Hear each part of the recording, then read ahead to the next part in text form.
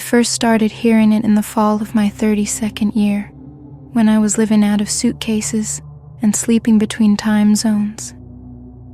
My work sounds both ordinary and strange.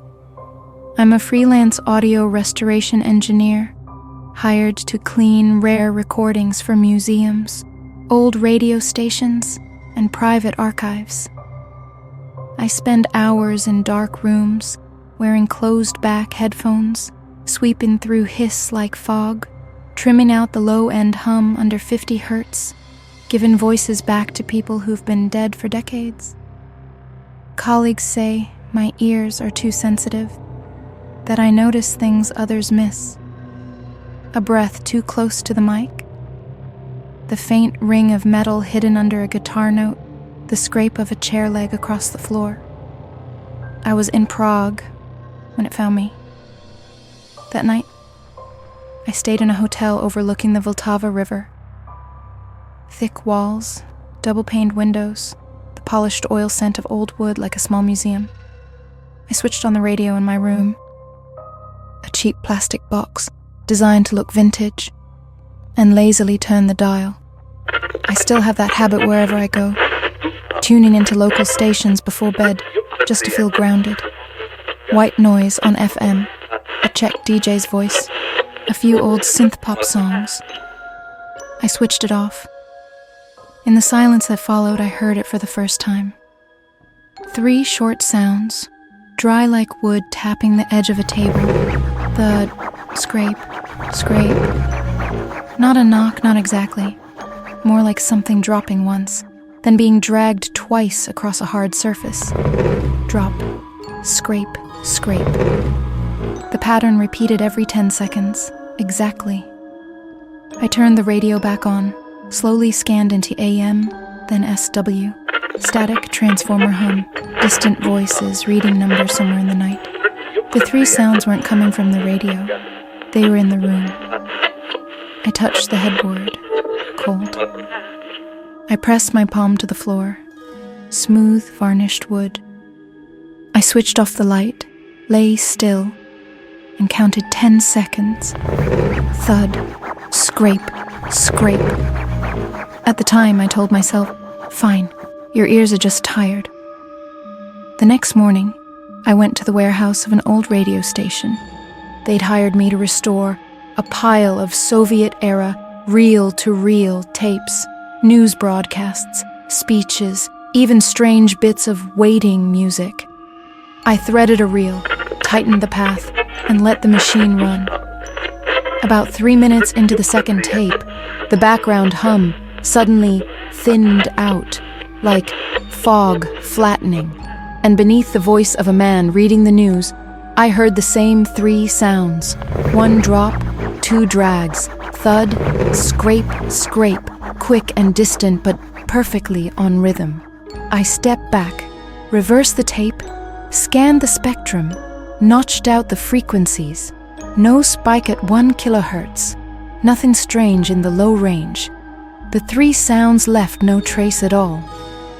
The technician, a woman with a scarf around her neck, said, "We used to record over all the number stations back in the day.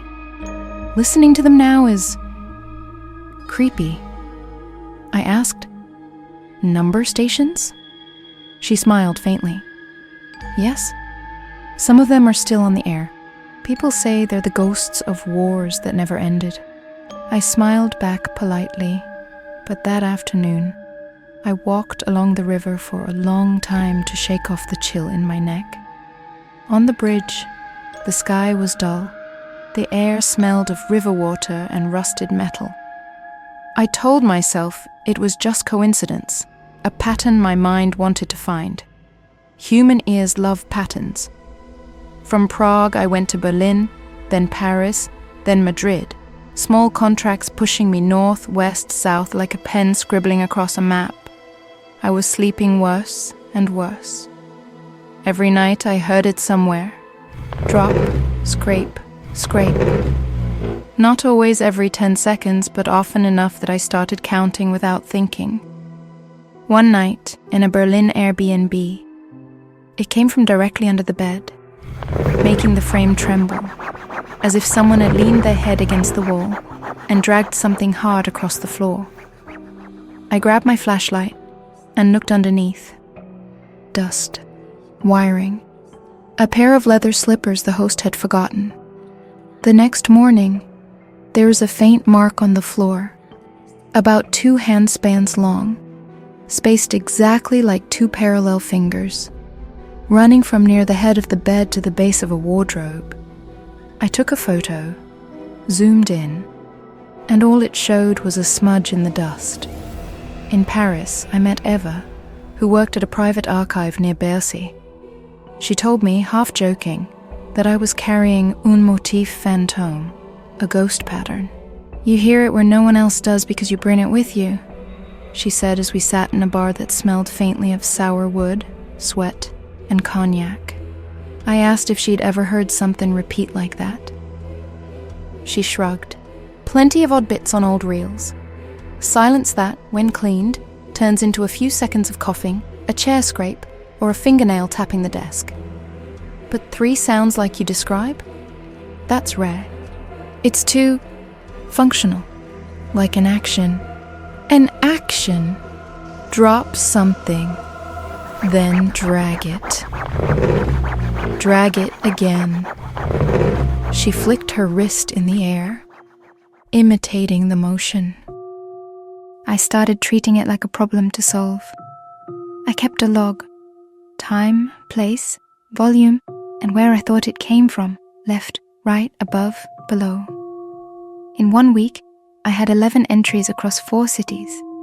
No pattern in time, location, or loudness, but there was one constant. Smell. Almost every time, just before or just after, I caught a faint scent. Diluted floor cleaner, a whiff of hot metal, and something like old envelope glue. It reminded me of a place from childhood, a small post office with yellow walls, ceiling fans, and the gluey smell of sealing envelopes. In the margin of my log, I scribbled, "Mail room?" I carried a small shortwave receiver in my backpack, an old university relic that had once thrilled me when I caught a voice reading meaningless numbers in the night. Whenever I could, I scanned the bands before sleeping. One night in Lisbon, near 1 a.m., I caught a flat-toned woman's voice reading in English. 1, 7, Hotel, Delta, 0, with broken buzzer bursts in between. I smiled. People still played with the old tricks. And then, thud, scrape, scrape, right on the table. I touched the surface. It was cold, almost metallic. 30 seconds later, my receiver gave a sharp hiss and went silent, the power light flicking off and back on.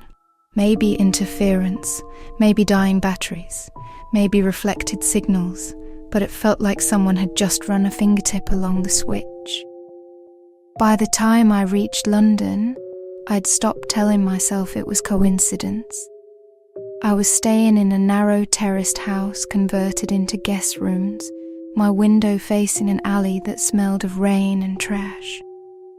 On my second night, I woke at 3:03 a.m. to the sound, drop, scrape, scrape, coming from the hallway outside my door.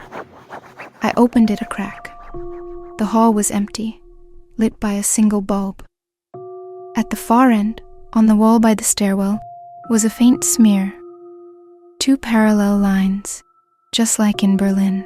The next morning, I asked the owner if anyone had been cleaning in the middle of the night. She frowned. "We don't clean at night, and that floor's been shut for repainting.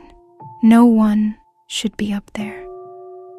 By then, the log had grown thick. City after city, the pattern repeated, sometimes faint, sometimes loud enough to feel in my bones, and always that smell, cleaner, hot metal, glue. Somewhere along the way I stopped thinking about why it was happening, and started thinking about what it wanted.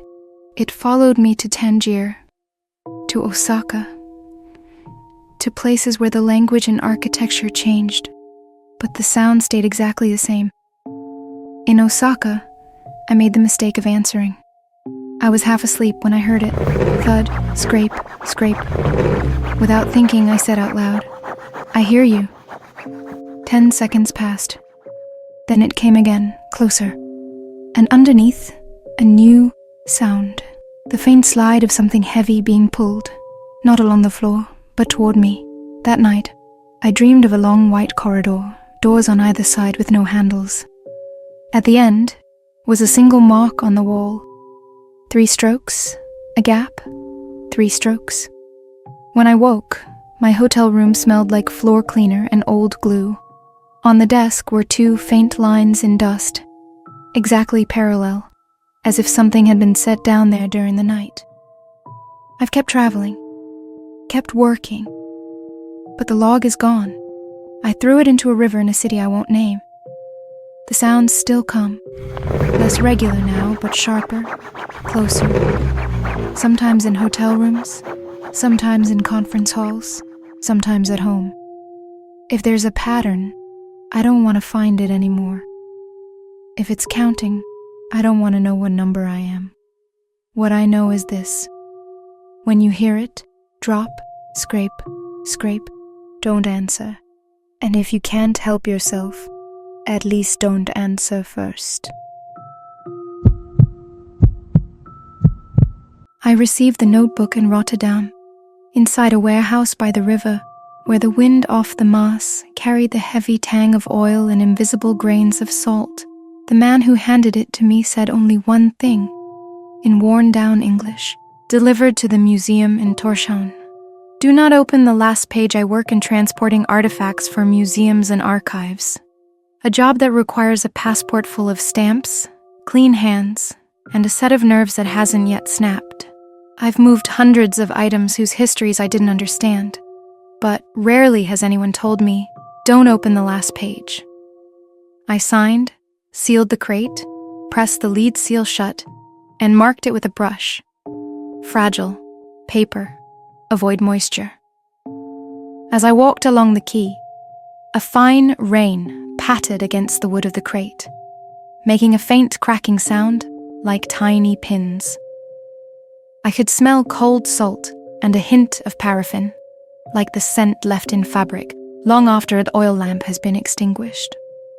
On the ferry to the Faroes, the ship hummed beneath my feet in a steady rhythm, like a sleeping animal. I'm used to this feeling, the steel hull resonating, and the faintest creaks inside the walls, like the strings of an old instrument rusting in place. I sat beside the crate, hand on the straps, eyes flicking to the no smoking sign swaying slightly with the motion. Outside, the ocean was the color of lead, white foam breaking into unreadable letters. I tried to sleep. At 2 a.m, the fog bell on deck rang 3 irregular chimes, not on its scheduled interval, mixing with the wind like someone striking the steel with a bare palm.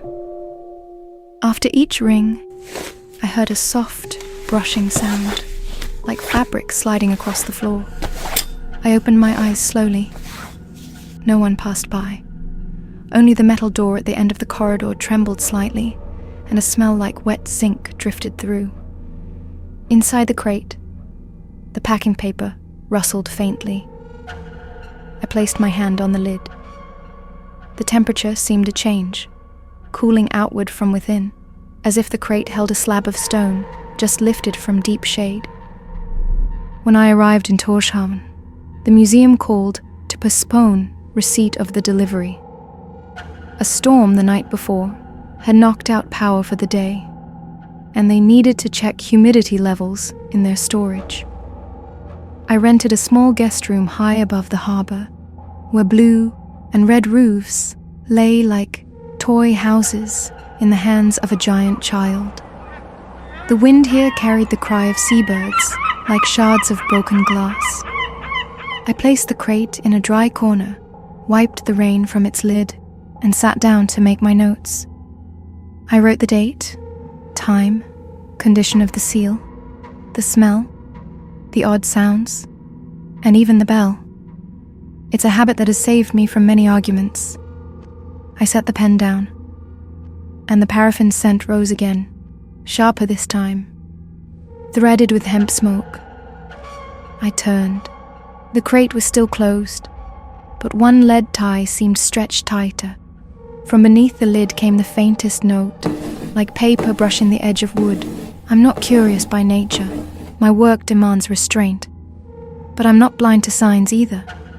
I put on cotton gloves, cut an extra piece of cord, and lifted the lid barely an inch, just enough for the scent to spill out. Old salt, lamp oil, wet leather, and that mingled smell of paper pulp and dried seaweed that belongs to a notebook that has lived with the ocean. I closed it again, exhaled, counted to 17, an empty habit I'd picked up from someone, somewhere. Then I called the museum again, requesting permission to check the condition of the object due to the humidity. They agreed, reminding me, don't turn too many pages. The paper is brittle. I told them I understood. I always understand. The notebook was bound in black leather, its spine stitched with wax thread gone grey. The embossed letters on the cover had nearly vanished. But when I ran my fingers across them, I felt a single letter. L. Set against long scratches like claw marks. On the first page, faded brown ink carried a short line in Old Danish, which I photographed and sent to a friend to translate. Lighthouse duty log, Ness, 1893 to 1901. Ness, a headland, a lighthouse. The second page listed the names of keepers by week, tide tables, notes on replacing bulbs, numbering the Fresnel lenses, and counting each time the fog bell was rung when visibility dropped below 500 meters. Each page was a day with a single line at the bottom. Lamp, on, off times, wind direction, temperature, and notes. The notes were brief, like voices holding something back. Waves struck the north door. Lens number 3 needs cleaning. Many cries from the rocks tonight. I turned slowly, in time with my breath. On a page from October 1897, the last line stretched longer than usual, the ink uneven. Bell rang 3 times off schedule. Someone pulled the rope, but it wasn't us. The wind outside my window howled like an old beast that couldn't sleep. I kept turning pages. In the months that followed, the notes mentioned wet footsteps and watermarks reaching the lamp room, though no one had climbed the tower all night. I don't believe in ghosts, but I believe in patterns. I began marking every page with the word pull. There were thoughts of a figure reflected in the Fresnel glass as the light turned, a dark shape standing still within the circle of light. On one page, the keeper had written something that chilled my bones. The light passed across the other man's face without casting a shadow. The church bell near the harbour struck 8 times. I closed the notebook, sealed it in a moisture-proof bag, and placed it back in the crate. I took a long, hot shower to warm my spine, turned on the yellow lamp, and prepared to sleep. Just as I switched off the light, very slowly, somewhere beneath the floor, 3 knocks sounded. Not loud, but clear enough that my feet remembered the rhythm. 1 thud, 2 drags, then 10 seconds of silence. 3 times. I opened my eyes in the dark, just far enough to see the black square of the window. I thought about the last page I'd been told not to open. I thought about how I hadn't asked why that morning. I counted 17 again, like a charm with no magic. The wind stopped for a heartbeat, as if someone was holding their breath. Then everything returned to normal. The next morning, the sky over the harbour was a sheet of dull iron.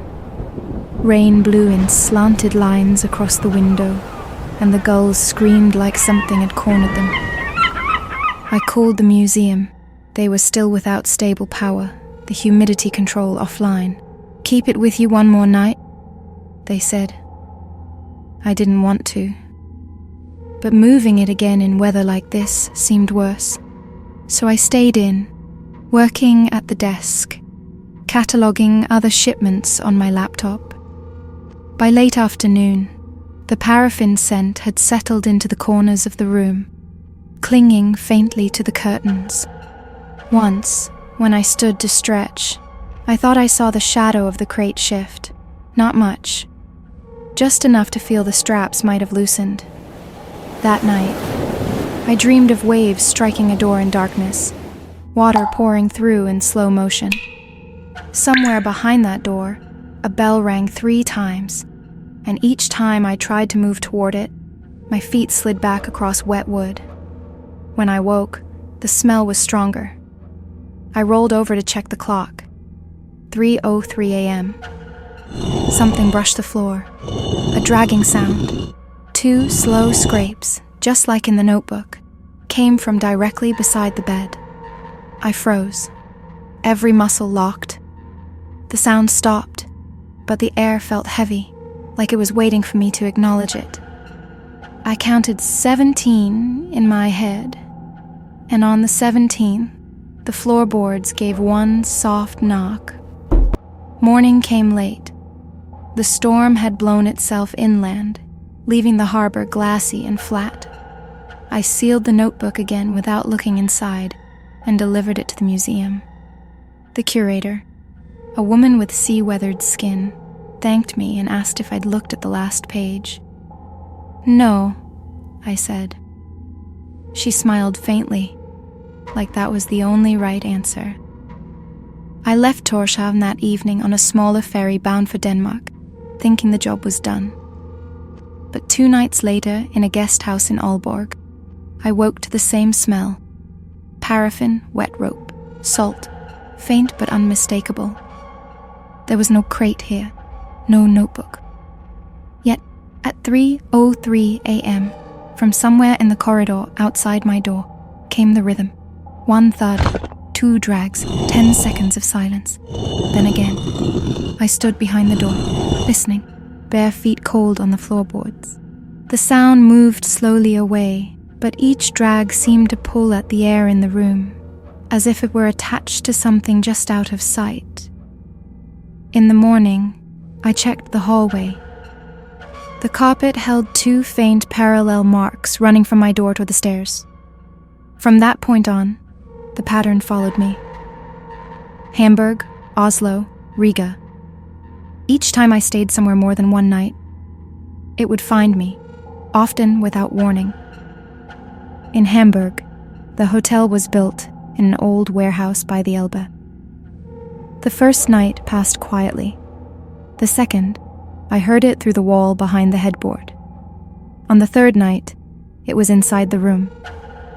I saw nothing, but the sound circled me, moving from one corner to the next, pausing, then resuming. The smell would bloom suddenly, then fade, as if carried by invisible tides.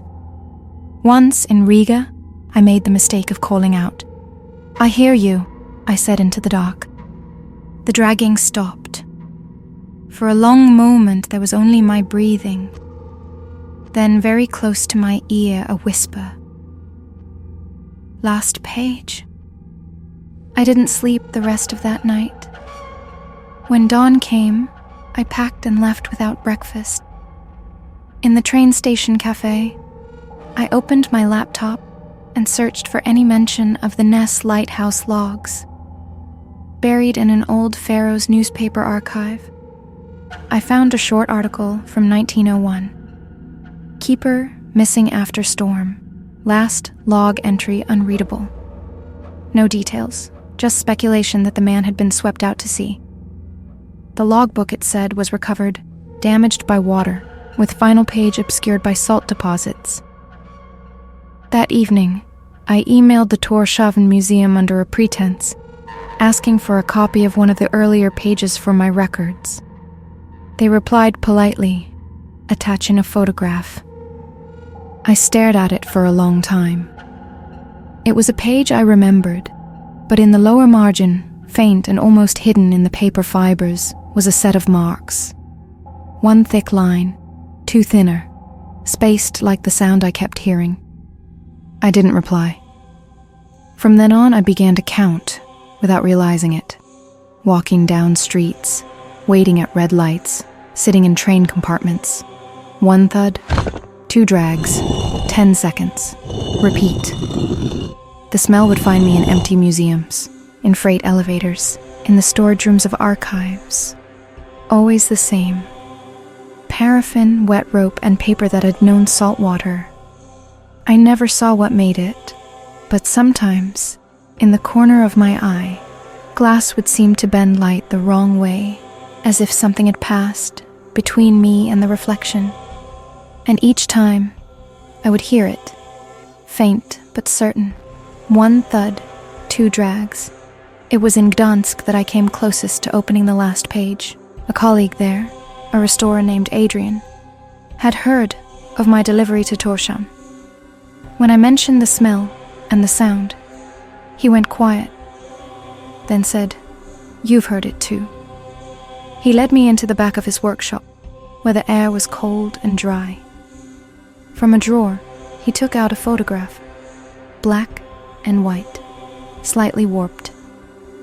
It showed a narrow room lined with shelves, a single table in the middle, and on it, the same notebook I had carried, but in the blurred doorway, there was the impression of something leaning in, its outline distorted, as if water were running down a pane of glass between the camera and the figure.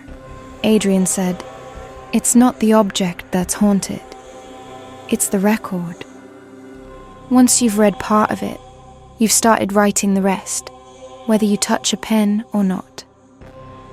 That night, I stayed in a small flat above the workshop.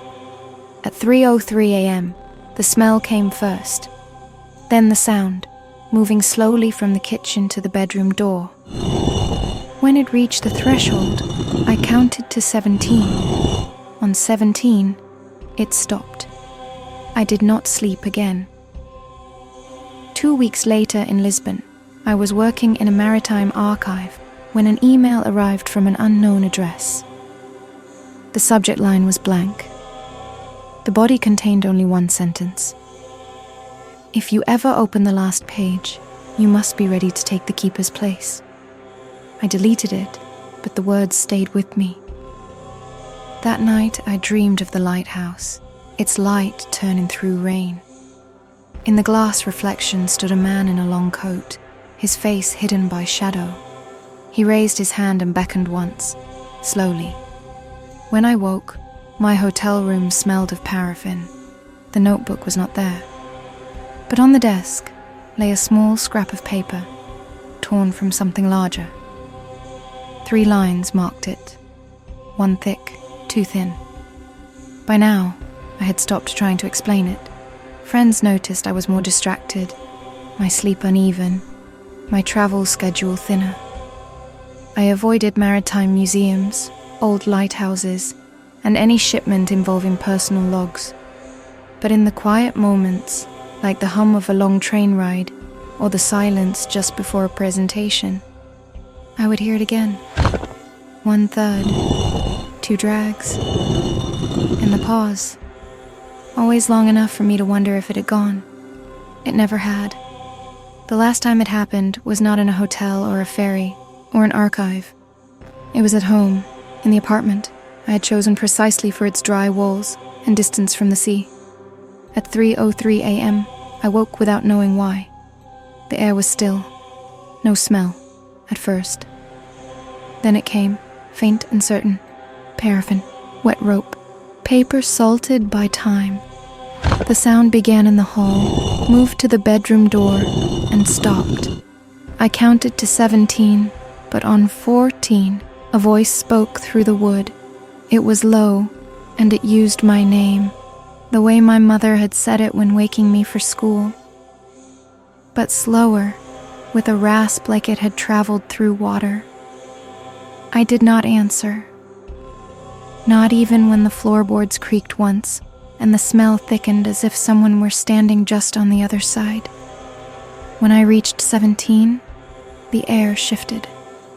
The smell thinned, the weight lifted, and the room felt empty again. I have not heard it since, but sometimes, passing an alley or a stairwell or the closed door of a storage room, I catch that smell, and my feet remember the rhythm.